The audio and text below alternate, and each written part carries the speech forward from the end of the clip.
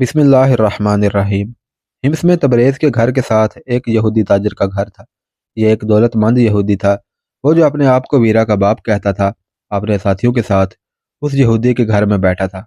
वो बता चुका था कि वीरा डूब गई है।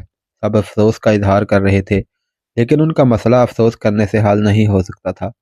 बूढ़े ने यहूदी मेज़बान से पूछा कि हिम्स के मुसलमानों की सरगर्मियाँ और अज़ाइम क्या हैं। बहुत खतरनाक, मेज़बान ने जवाब दिया।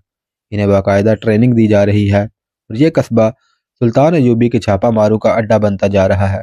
खतीब सिर्फ खतीब नहीं, फौज का कमांडर और उस्ताद मालूम होता है। अगर उसे कत्ल करा दिया जाए तो क्या फ़ायदा होगा? बूढ़े ईसाई ने पूछा। कुछ भी नहीं, यहूदी ताजर ने जवाब दिया। उसका नुकसान ये होगा कि मुसलमान हम पर शक करके हम इसे किसी को भी जिंदा नहीं रहने देंगे। यह कस्बा उनकी सुल्तनत में है। यहाँ जो ईसाई और यहूदी घराने हैं, क्या उनकी लड़कियां कुछ नहीं कर सकती? बूढ़े ने पूछा। आप जानते हैं कि इस काम के लिए कितनी ट्रेनिंग और तजर्बे की ज़रूरत होती है, मेज़बान ने जवाब दिया। हमारी लड़कियों में कोई एक भी इतनी चालाक नहीं। और आप ज़रूरी समझते हैं कि यहाँ के मुसलमान जंगी ट्रेनिंग हासिल ना करें? बूढ़े ने पूछा। आप क्या हुक्म लेकर आए हैं? मेज़बान ने पूछा। हुक्म तो बड़ा साफ है, बूढ़े ने कहा। इन मुसलमानों को आपस में टकराना और उन्हें सलाहुद्दीन अयूबी के खिलाफ करना है। वीरा के लिए यह काम मुश्किल नहीं था। उसके बगैर यह मुहिम मुमकिन नहीं रही। हमें 2 लड़कियां यहाँ लानी पड़ेंगी। वक़्त कम है, मेज़बान ने कहा। आप जानते हैं कि रिमला की लड़ाई को कितने महीने गुजर चुके हैं, जिसमें सलाहुद्दीन अयूबी को शिकस्त हुई थी। आप अगर हकीकत को कबूल करें तो ये शिकस्त सलाहुद्दीन अयूबी के अज़म और जज्बे का कुछ नहीं बिगाड़ सकी। वो संभल चुका है और उसने फ़ौज तैयार कर ली है। काहिरा से जासूस जो खबरें भेज रहे हैं वो अच्छी नहीं। सलाहुद्दीन अयूबी काहिरा से कूच करने वाला है। अभी ये पता नहीं चल सका कि वो किस तरफ कूच करेगा और कहाँ हमला करेगा। इधर उसके भाई अल आदल को दमिश्क से कमक मिल गई है। उसने शाह बल्डून को ऐसी शिकस्त दी है कि इतना अरसा गुजर जाने के बाद भी शाह बल्डून संभल नहीं सका। आप ये भी जानते हैं कि सलाहुद्दीन अयूबी शब खून और छापों की जंग लड़ता है।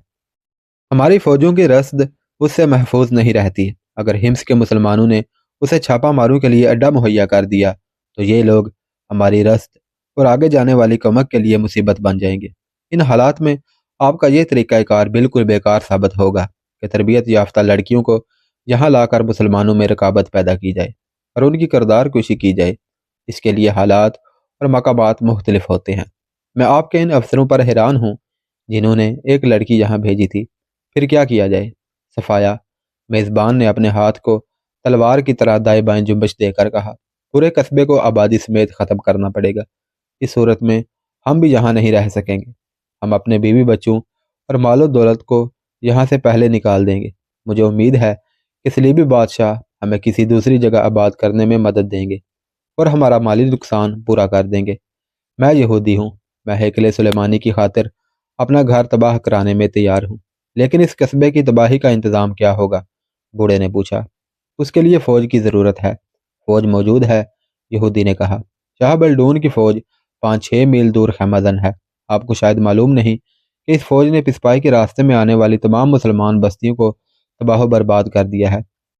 उससे हिम्स भी तबाह कराया जा सकता है। मैं आज ही रवाना हो जाऊंगा और शाह बल्डून को बताऊंगा कि हमारा कस्बा उसकी फ़ौज के लिए किस कदर ख़तरनाक है। मकसद ये नहीं कि कस्बा तबाह कराया जाए, बूढ़े ने कहा, बल्कि ये कि यहाँ के किसी मुसलमान को जिंदा ना रहने दिया जाए और लड़कियों को फ़ौज उठा ले जाए। सब मुत्तफिक हो गए और फैसला हुआ कि मेज़बान यहूदी उसी रात शाह बल्डून की हैमागाह को रवाना हो जाएगा। वो बाहर निकले तो उन्हें एक घोड़सवार कस्बे में दाखिल होता नजर आया। वो कोई अजनबी था। खतीब का घर नजर आ रहा था। ये सवार खतीब के घर के सामने घोड़े से उतरा। दरवाजे पर दस्तक थी। खतीब बाहर आया, अजनबी से हाथ मिलाया और उसे अंदर ले गया। ये सवार दमिश्क या काहिरा का कासिद है, मेज़बान यहूदी ने कहा। इशा की नमाज के बाद नमाजी चले गए। 5-6 आदमी खतीब के पास बैठे रहे। उनमें यह अजनबी घोड़सवार भी था। खतीब ने किसी से कहा कि मस्जिद का दरवाज़ा अंदर से बंद कर दिया जाए। मेरे दोस्तों, खतीब ने कहा, हमारा ये दोस्त सुल्तान सलाहुद्दीन अयूबी के भाई अलमलकुल आदल की तरफ से खबर लाया है कि सुल्तान सलाहुद्दीन अयूबी बहुत जल्द काहिरा से कूच करने वाले हैं। आप सब फौजी हैं और शब खून के उस्ताद हैं। आपको ये बताने की ज़रूरत नहीं कि आपको क्या करना है। तरबियत और मश्क तेज़ कर दो। अल आदल ने यह इत्तला भेजी है कि सलीबी बादशाह बाल्डून की फ़ौज جو ہما سے بھاگی تھی ہمارے قریب کہیں پڑاؤ ڈالے ہوئے ہے، ہمیں اس پر نظر رکھنی ہے اور اس کی نقل و حرکت کی اطلاع العادل تک پہنچانی ہے۔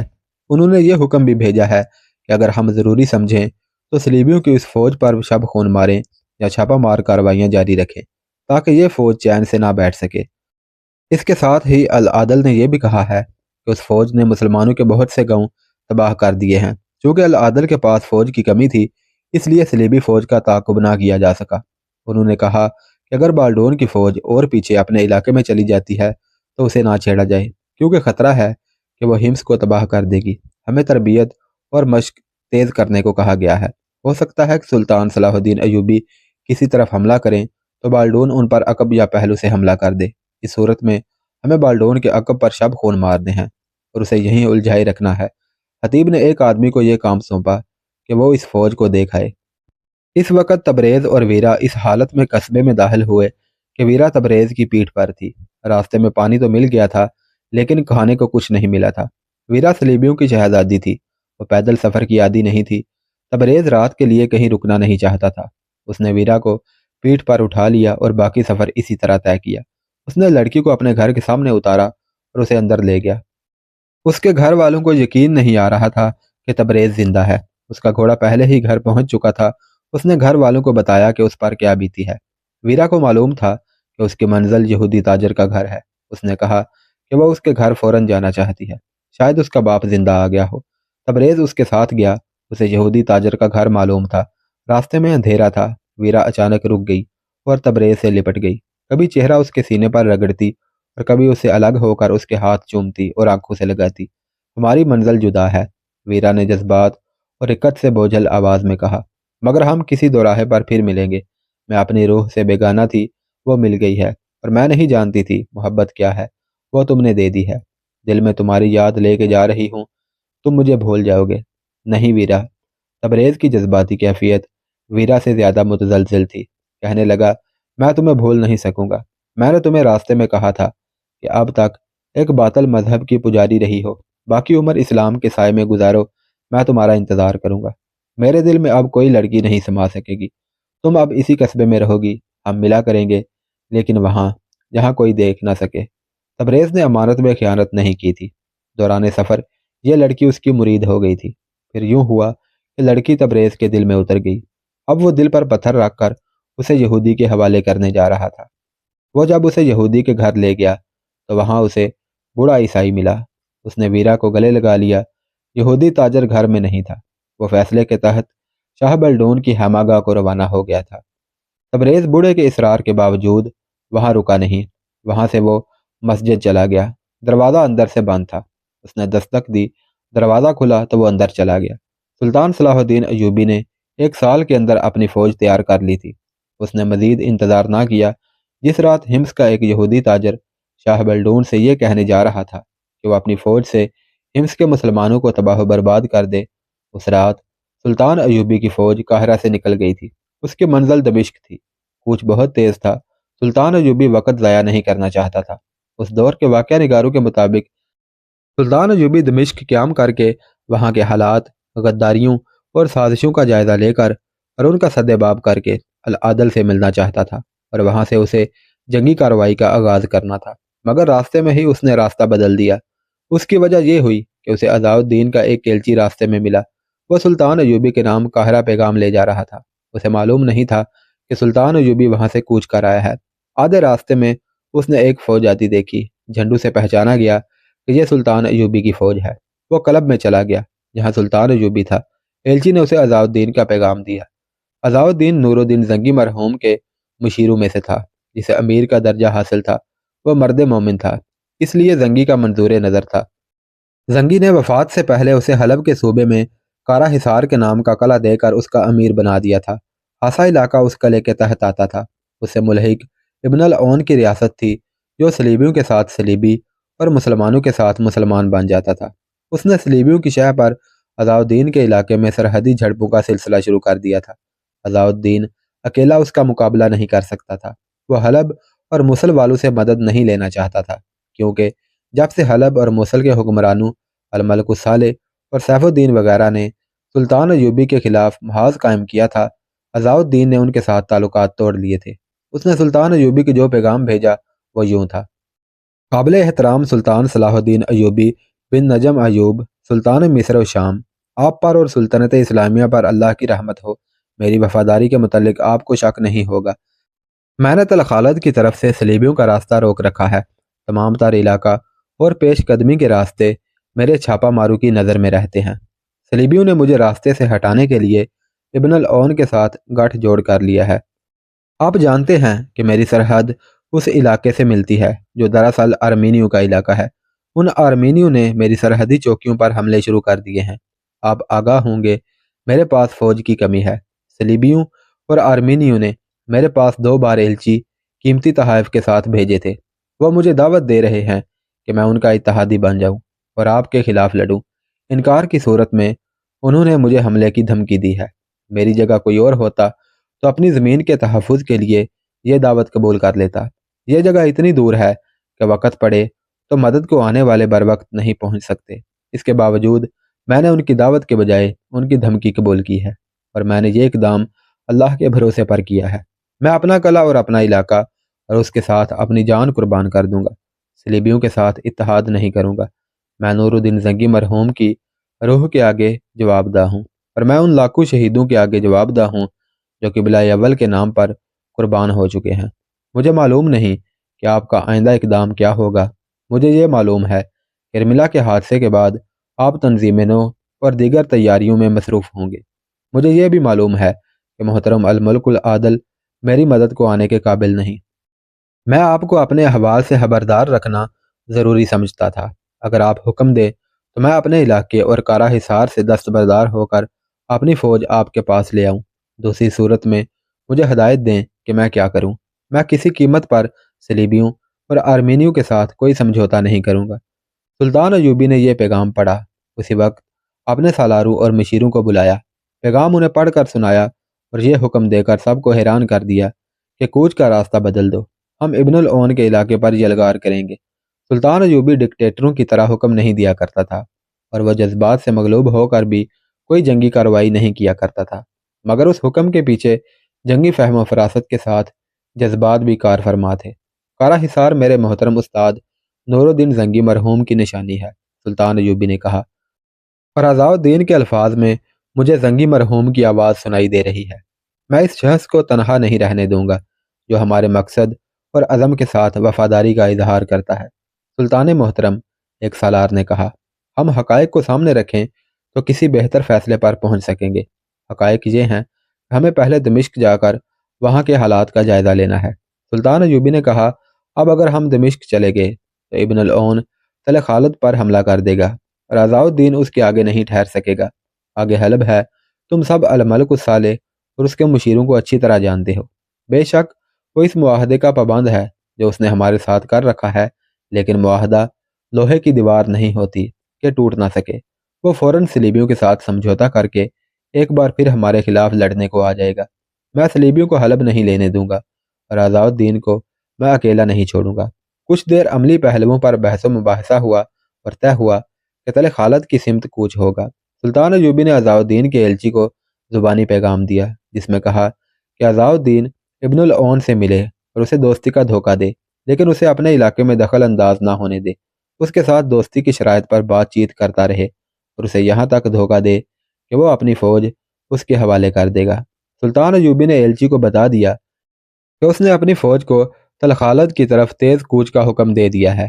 ایلچی روانہ ہو گیا۔ صلیبی جاسوس سلطان ایوبی کی نقل و حرکت دیکھ رہے تھے اور صلیبیوں تک خبریں پہنچا رہے تھے، جن کے مطابق انہوں نے اپنے قلعوں اور اپنے علاقوں کا دفاع مضبوط کر لیا تھا۔ وہ جانتے تھے کہ سلطان ایوبی کے اقدامات کے متعلق کوئی پیشین گوئی نہیں کی جا سکتی۔ صلیبیوں کے مشترکہ ہیڈ کوارٹر میں جب جاسوسوں نے یہ اطلاع دی کہ سلطان ایوبی کی فوج دمشق کے راستے سے ہٹ کر کسی دوسری سمت جا رہی ہے، تو ان کے جرنیلوں نے کہا کہ ایوبی اپنے آزمائے ہوئے میدانوں میں لڑنا چاہتا ہے۔ ہمس کا یہودی تاجر جو ہمس کو تباہ کرانے کے لیے شاہ بلڈون کے پاس گیا تھا، واپس آ گیا تھا۔ اسے بالڈون نہیں ملا تھا۔ وہ اپنے صلیبی دوستوں سے مدد مانگنے گیا تھا۔ اس کے جرنیلوں نے یہودی سے کہا تھا کہ وہ شاہ بلڈون کے حکم کے بغیر کوئی اقدام نہیں کر سکتے۔ کریں گے ضرور۔ یہودی ہمس واپس آیا तो उसे बताया गया कि वीरा जिंदा आ गई है और उसे तबरेज़ नाम का एक मुसलमान लाया है। तबरेज़ को ईसाइयों और यहूदियों ने नकद इनाम पेश किया था, जो उसने ये कहकर लेने से इनकार कर दिया था कि उसने अपना फ़र्ज़ अदा किया है। अब यहूदी ताजर वीरा को बेकार समझता था, क्योंकि कस्बे को तबाह कराने का इंतज़ाम हो चुका था। यह फैसला किया गया कि वीरा को वापस हेड क्वार्टर में भेज दिया जाए, लेकिन वीरा चालाक लड़की थी। उसने कहा कि वह खतीब के आसाब पर गालिब आ जाएगी और मुसलमानों को जंगी तरबियत देने वाले के दरमियान रकाबत की दुश्मनी पैदा कर देगी। उसने ये भी कहा कि यहाँ के मुसलमानों के अज़ाइम मालूम करने के लिए भी उसकी ज़रूरत है। चनाचे उसे हिम्स में ही रहने दिया गया, लेकिन किसी को पता न चला कि वो सिर्फ तबरेज़ की खातिर वहाँ कुछ दिन और रुकना चाहती है। वो तबरेज़ से मिलती रही। रात को वो कस्बे से दूर निकल जाते और बहुत देर वहीं बैठे रहते। उस सलीबी लड़की के मुकाबले में तबरेज़ की कोई हैसियत ही नहीं थी।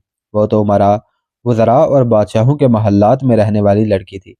दमिश्क में उसने इंतज़ामिया के 2 उमरा को अपने कदमों में बिठा लिया था और उनके हाथ ऐसी साजिश तैयार करा दी थी जिसकी इत्तला पर सुल्तान अयूबी दमिश्क जा रहा था। मगर तुगयानी की दहशत और तबरेज़ के किरदार ने उसे ऐसा झटका दिया था कि उसकी ज़ात में रूह और जज्बात बेदार हो गए थे। वो तबरेज़ की पूजा करने लगी थी और तबरेज़ उसकी मोहब्बत में गिरफ्तार हो चुका था। तबरेज़, एक बात बताओ, एक रात वीरा ने उससे पूछा। खतीब और दूसरे चंद एक आदमी जो तुम्हें जंगी तरबियत देते हैं, वो कहाँ से आए हैं? तबरेज़ जवाब देने लगा तो वीरा बोल उठी, रहने दो, जाने दो तबरेज़, हमें इससे क्या, कोई कुछ करता फिरे, हम इतनी खूबसूरत रात को जंग की बातों से क्यों खराब करें। इस तरह वो 2 हिस्सों में कट गई थी। तबरेज़ के साथ होती तो वो मासूम और पाक लड़की होती। उसे ये भी याद नहीं रहता था कि वो जासूस है। उसने एक ही बार तबरेज़ से खतीब और दूसरे उस्तादों के मुतल्लिक पूछा, लेकिन उसे उसने धोखा समझा और तबरेज़ को जवाब देने से रोक दिया। यही वीरा जब यहूदी ताजर के घर में बैठी होती तो मुसलमानों की तबाही की बातें करती थी। 1.5-2 महीने गुजर गए थे। एक शाम वीरा तबरेज़ के घर चली गई और उसकी माँ के साथ बातें करती रही। उसने तबरेज़ को इशारा किया जिसे वो समझता था। वो चली गई। शाम का अंधेरा गहरा होते ही तबरेज़ उस जगह पहुंच गया जहां वो मिला करते थे। वीरा आ गई थी। तबरेज़ को कस्बे से दूर ले गई। वो घबराई हुई थी। तबरेज़ के पूछने पर भी उसने ना बताया कि उसकी घबराहट की वजह क्या है। उन्हें आवाज़ें सुनाई दी, कोई वीरा को पुकार रहा था। तबरेज़ ने पूछा कि ये कौन है? वीरा ने घबराई हुई आवाज़ में कहा कि उसके आदमी उसे तलाश कर रहे हैं, चलो और दूर निकल चलें। वीरा उसे और दूर ले गई। उसे अभी तक कोई पुकार रहा था। इन आवाज़ों को मत सुनो तबरेज़, वीरा ने कहा। मैं जब तुम्हारे पास होती हूँ तो मैं अपने किसी आदमी की आवाज़ नहीं सुनना चाहती। आगे चट्टानें थी। वीरा तबरेज़ को चट्टानों के पीछे ले गई। तबरेज़ हैरान सा होकर उसके साथ चलता रहा और वो एक जगह रुक गए। वहां किसी की आवाज़ नहीं पहुंचती थी। तबरेज़ चौंक उठा और बोला, शोर सा सुनाई देता है, तुम भी सुनने की कोशिश करो। ऐसे लगता है जैसे चीहो पुकार हो रही है और घोड़े दौड़ रहे हैं, तुम्हारे कान बज रहे हैं। वीरा ने हंस कर कहा, हवा के तेज झोंके चट्टानों से टकरा कर गुजर रहे हैं, ये उनकी आवाज़ें हैं। वीरा ने उसे अपने बाजुओं और रेशमी बालों में गिरफ्तार करके उसकी आंखों, कानों और अकल पर कब्जा कर लिया। तबरेज़ मान गया कि ये आवाज़ें हवा की हैं, जो बहुत दूर के शोर की तरह सुनाई देती हैं। मगर उसे मालूम ना हो सका कि ये आवाज़ें उसकी अपनी बस्ती के लोगों की हैं और वहाँ क़यामत बपा हो चुकी है, जो यहूदी ताजर बपा कराना चाहता था। वीरा को मालूम था वो नहीं चाहती थी कि ये आवाज़ें तबरेज़ के कानों तक पहुँचे। ये इंतज़ाम इस तरह हुआ था कि यहूदी ताजर एक बार फिर बाल्डोन से मिलने गया था। उसे बाल्डोन मिल गया था। यहूदी ने उसे बताया कि हिम्स के मुसलमान क्या कर रहे हैं और वो किस तरह सलीबी फौज के लिए खतरा बन सकते हैं। बाल्डोन का ये मनपसंद शिकार था। उसने यहूदी को बताया कि वो किसी रात चुपके से हिम्स पर हमला कराएगा। उसने यहूदी से यह भी कहा कि ईसाई और यहूदी उस रात हमले से पहले कस्बे से निकले। अगर वो दिन के दौरान निकले तो मुसलमानों को शक होगा कि कोई गड़बड़ है। यहूदी ने वापस आकर जब अपने आदमियों को यह स्कीम बताई तो वीरा ने कहा कि वो तबरेज़ और उसके कुंबे को बचाना चाहती है। इसे हम सलीब से गद्दारी कहेंगे। बूढ़े ईसाई ने कहा, सांप के बच्चों को बचाना कहाँ की अक्लमंदी है। यहूदी ताजर ने कहा, यहाँ मुसलमानों के 2 घर ऐसे हैं जिनके साथ मेरे दिली ताल्लुकात हैं। वहाँ के रहने वाले एक ईसाई ने कहा, लेकिन मैं उन्हें बचाने की नहीं सोच रहा। हमें मुसलमान का खून चाहिए। मुसलमान मेरा ज़ाती दोस्त हो सकता है, मेरे मजहब का वो दुश्मन ही होगा। मैं उसे जिंदा रखना चाहती हूँ जिसने मुझे मौत के मुंह से निकाला था। वीरा ने गुस्से से कहा, हमने उसे इतना इनाम पेश किया था جو اس نے کبھی خواب میں بھی نہیں دیکھا ہوگا، یہودی تاجر نے کہا۔ اس نے کہا کہ اس نے اپنا فرض ادا کیا ہے۔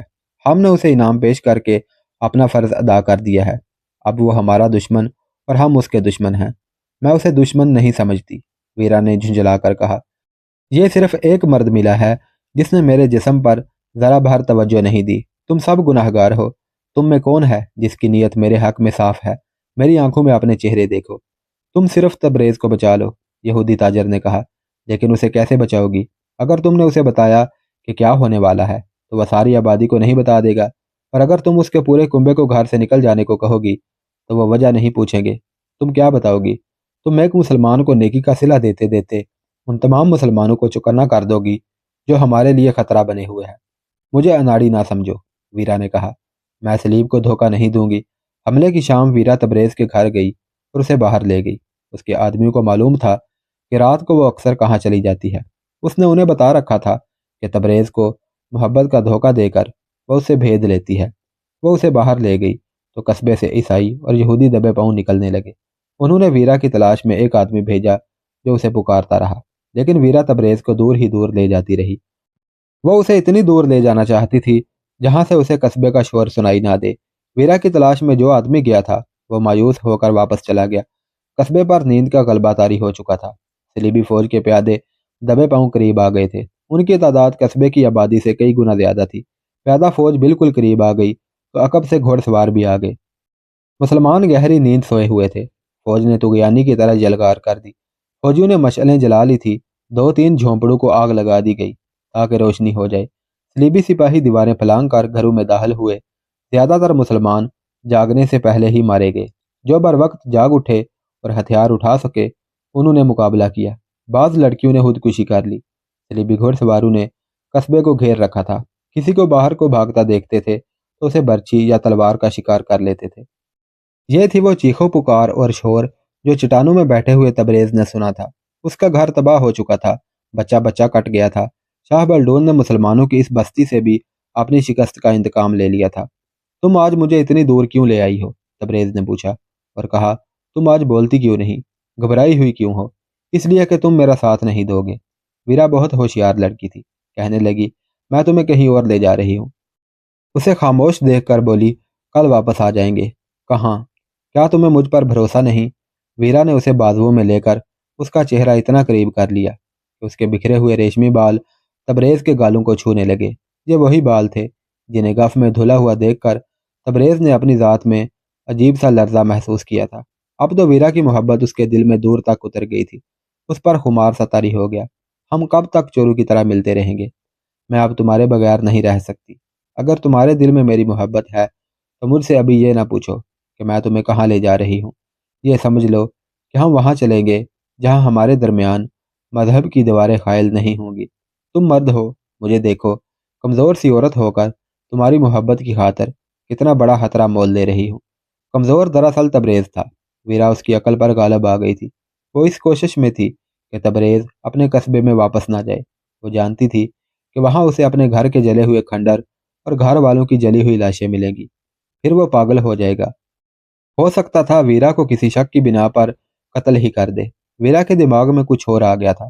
اس نے محبت کی خاطر اور طغیانی سے بچانے اور اسے باعزت حمص لانے کے صلے میں صلیبیوں کے ہاتھوں قتل ہونے سے بچا لیا تھا، اور اب اپنے گھر کی بربادی دیکھنے کی اذیت سے بچانا چاہتی تھی۔ اس نے تبریز کو اٹھا لیا اور چل پڑی۔ تبریز اس کے ساتھ یوں جا رہا تھا جیسے ہپناٹائز کر لیا گیا ہو۔